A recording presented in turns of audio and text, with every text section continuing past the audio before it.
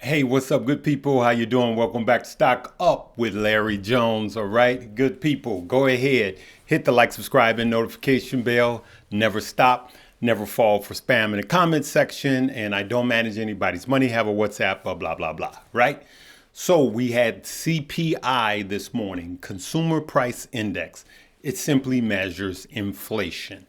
The numbers came out a little high, but let's just take 2 minutes and listen to the data one more time.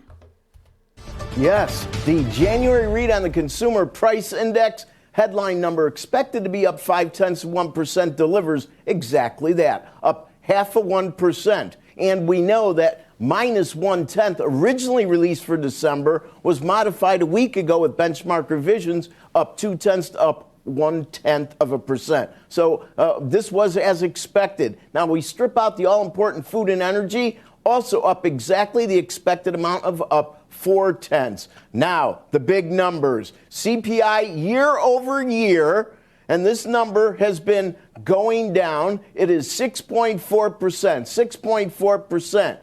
This follows 5.7, and it is the fourth number in a row in this series to move lower. And if we look at the year-over-year core, we're expecting 5.5. It is higher at 5.6, but is sequentially lower than the 5.7 in the rearview mirror, extending the run of seven from the Excuse me. On the core, this is 4 in a row at 5.6. 6.4 headline is 7 in a row, down from 9.1%. That was in June, and that was the 4-decade high. Now, here's the fly in the ointment why rates are going up. Even though the year-over-year numbers are each 1/10 lower than the rearview mirror, they are both a little higher than expectations. 6.4 was expected to be 6.2. 5.6 was expected to be 5.5. And here's the rub, okay? If you take X food and energy and then X shelter, that's now known as the supercore. Now, I can't dig down into the data that deep, but many are doing that as we speak, because shelter last look in December, when we were up year over year 5.7%, was over 50% of that number. So supercore is important because all of a sudden the Federal Reserve is very concerned about what's going on only with the core service sector. And that's what's left in the supercore when you take out food, energy, and shelter. So rates have moved up, but not that much. We're at 370. We were right at 366, 367 pre-number. The pre-Dow futures are hovering just about at the same spot. And remember, if they go much over 34,407 and they're close, that would be the highest number going all the way back to January 17th on an intraday basis. So as we could see here, the Dow actually ran up and then it tanked, and now it is clawing back. I'm recording this about an hour and a half before closing bell, okay? And so now it is clawing back. The Dow is clawing back. We're trying to see if it will come back bullish, okay? If the bulls will take over at the close of the day. So remember, for those of you that are playing the SQQs, sometimes it's not a good thing to just panic, okay? And so you've had a roller coaster day. If you're playing the T's or the Q's, the TQQ or the SQQ, you had a roller coaster day. So I'm glad I mentioned that this morning. All right, so let's look at this. Let's go in deeper, and then I'm going to tell you some stock that I'm looking at and actually purchased, all right? So let's go over some data here. All right, CPI, listen to this. CPI, Consumer Price Index, came in at 0.5 versus 0.4 estimate. That's high.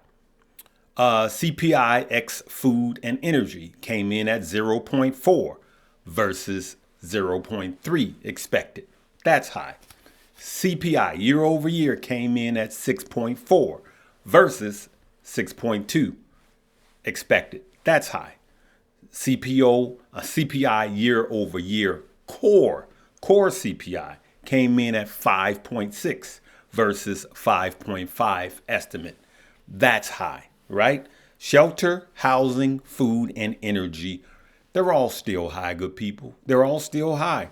And let's talk about used cars because there was a mistake made this morning. So used cars, actually, the used car dealers are paying more for the used cars, but that price increase has not yet hit us. You also heard him talk about Supercore. Supercore is X food, energy, and shelter. Now, used cars are a huge part of CPI, and that's something I don't agree with. That's kind of crazy to me. Let's take a look.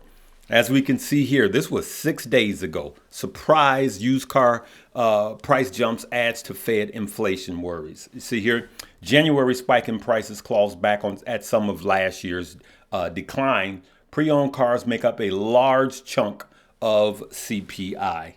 All right. And so they keep changing the rules. I know it gets confusing and they make it even confusing. I know I made that word up. So, but that's what's going on with that, good people. Let me keep it moving so I could get a lot in.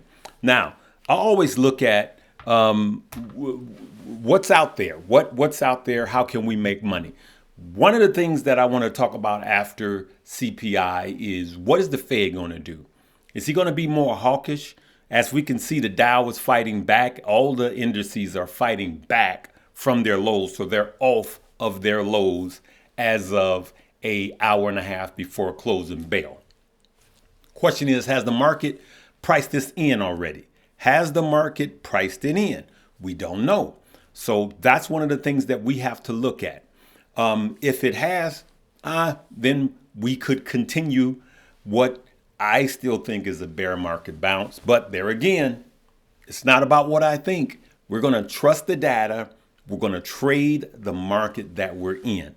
Now, the thing is, will the Fed look like Scarface now, like he's ready to go to war with a 50 basis point interest rate hike on the next one? Will the Fed come back and punish us all from this data? That's the question. The answer is yet to be revealed, okay? And so leave me a comment on what you think is going to happen. I'm going to play it careful. Now, let's look at some things that happened today. I always look at what's not said or what's not seen. All right, so let's go here and let's start with Blade. Okay, we could see this is Blade Air Mobility, ticker symbol BLDE. All right, I did a small option on it just now. Nothing big, nothing even to talk about. But this is one I want you to put on your radar because here's what happened. And I was watching it. It was quite fascinating. Blade Beta complete its first. See here, Blade and Beta complete first electric air taxi flight in New York area, right? So they had an electric helicopter slash airplane fly over New York City area, should I say, and it's less noise. And it was very successful. Let's look. Let's read a little bit. Here we go. That's the hope of air transport firm Blade Air Mobility, Inc. and its Beta Technology, an electric aerospace company, after the successful completion of its historic test flight of Beta's ALIE, you see that, EV, electric vertical takeoff and landing. So it takes off vertically and lands vertically. Aircraft at its Westchester County Airport in White Plains, New York, today, Tuesday, the first of its kind in the area, right? So the flight makes a milestone for the duo. They are amongst the flood of companies racing to develop flying taxis that can ascend like a helicopter and fly like a plane. Wow. And it was crazy, you guys. So keep this on your radar. I did a small, kind of little small option play on it. It made me a little money, but I'm expecting to actually get the actual stock and see how it performs. So I'm up. I did 25 contracts. I'm up 10%. 87 whopping dollars. But I'm looking for a good price to get in. That was one of the things that happened today while everybody was looking at the CPI numbers. Here's another one that I'll probably be into heavy. All right. This is ticker symbol PDY PY. PDY P Diddy. P Diddy PY. Well, P Diddy Puff Y. All right. So why am I talking about this? Here's why I'm talking about this. This one I'm really looking at. All right. See, let's look right here.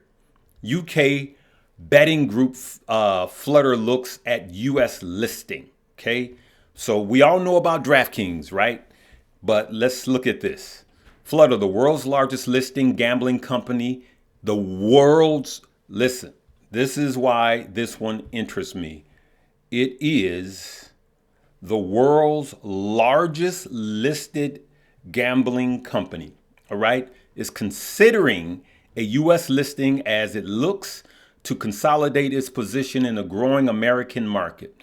The FTSE 100 company, which owns Paddy Power and it owns FanDuel. You guys have seen a ton of those FanDuel commercials, right? Says that its board has reached the view that an additional U.S. listing of Flutter's ordinary shares will yield a number of long-term strategic and capital market benefits.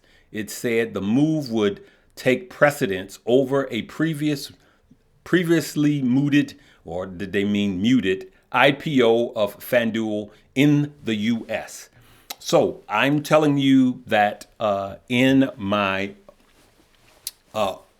Moo app, I bought a share. For those of you that's saying, hey, what we're going to buy in Moo, I bought a share in Moo. Now, because it's an OTC stock, over the counter, it's going to ask you questions.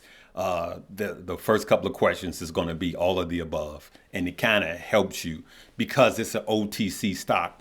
It wants you to understand the risk. And buying an OTC stock, over the counter stock, does come with risk.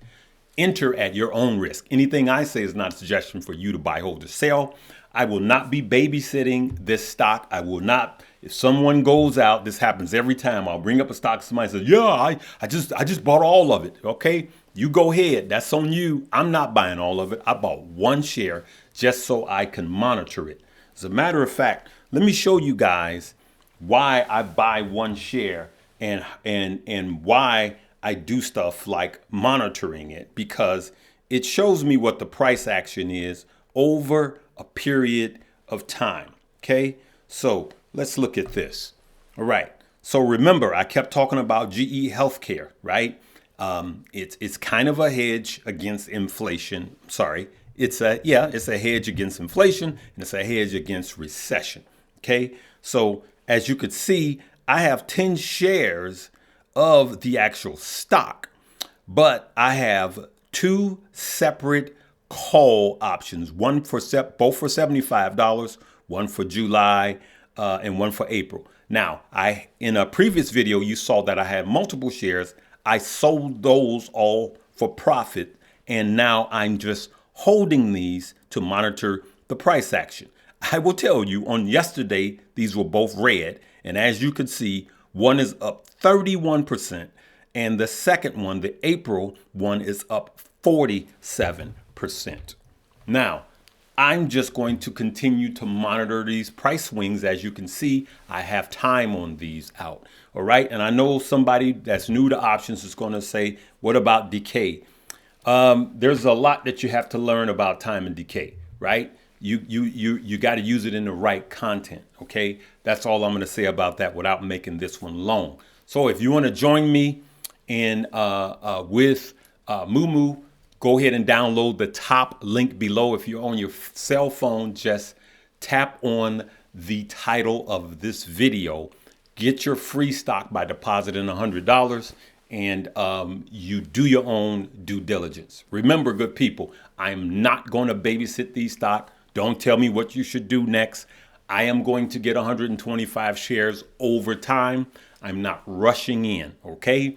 Listen, for all of you guys that are guys, I'm going to tell you one thing in closing. Today is Valentine's Day. If your girl says, you don't have to give me nothing, baby, it's okay. I know things ain't, I'm just not feeling it. Since COVID, I'm really not feeling it. Look, man, don't be no fool. Go out, get the flowers, get the candy. I don't care if she say, no, not really. Well, not really. Don't be no fool. If a woman tells you that and then she comes on and go to Facebook and see all her friends with candy and flowers and cards and sweet forget-me-nots and you didn't do anything even though she told you she didn't want it, bruh, let me tell you, if you're seeing this video, stop by Walgreens or somewhere, get you some flowers and some candy and talk some sweet nothings into her ear. Tell her how beautiful she is. I'm trying to help you, all right? All right, make sure you download the top link below and we will see you later. Live, love, laugh, learn, and earn. Peace.